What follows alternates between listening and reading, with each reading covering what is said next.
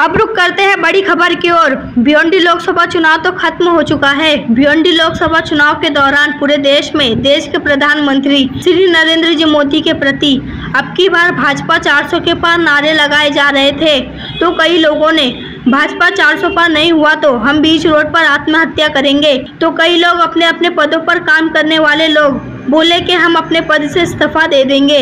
अभी हम दृश्य दर्शाने जा रहे हैं भिवंडी तालुका के वरुणा घर की। वरुणा घर के विद्यमान सरपंच शशिकांत महादेव चौगुले ने भिवंडी लोकसभा के सम्मानीय उम्मीदवार श्री कपिल जी पाटिल के उम्मीदवारी को लेकर वरुणा घर ग्राम पंचायत के सम्मानीय सरपंच शशिकांत महादेव चौगुले ने वोटिंग के 3 दिन पहले वरुणा घर गांव में सभा का आयोजन किया गया था। इस सभा में सम्मानीय सरपंच शशिकांत महादेव चौगुले ने कहा था कि भिवंडी लोकसभा के सम्मानीय उम्मीदवार श्री कपिल जी पाटिल अगर जीत कर नहीं आएगा तो हम सरपंच पद से इस्तीफा दे देंगे। ये हम नहीं कह रहे हैं, वरुणा घर ग्राम पंचायत का सरपंच वो खुद अपने भाषण में कहा है।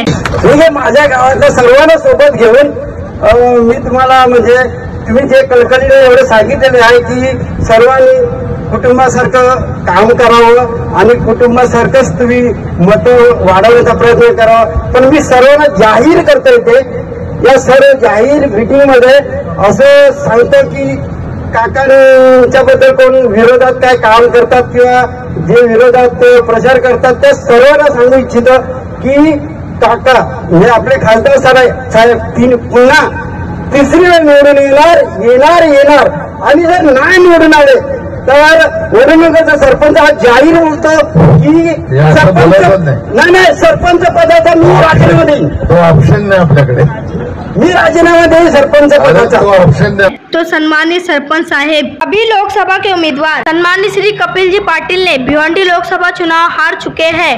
अब सरपंच साहेब ये बताइए सरपंच पद से इस्तीफा कब देंगे या दे चुके हैं? जरा हमारे दर्शकों को बताइए। आपका भाषण पूरे लोकसभा क्षेत्र में देखा व सुना, अब आपके इस्तीफा देने का राह देख रहे हैं। प्लीज सरपंच साहेब लोगों को बताइए। मी सर्वांना जाहीर करता येते, या सर्व जाहीर मीटिंग मध्ये असं सांगतो की काकांच्याबद्दल कोण विरोधात काय काम करतात किंवा जे विरोधात प्रचार करतात त्या सर्वांना सांगू इच्छितो की काका म्हणजे आपले खासदार साहेब पुन्हा तिसरी वेळ निवडून येणार आणि जर नाही निवडून आले तर वडनगरचा सरपंच हा जाहीर बोलतो की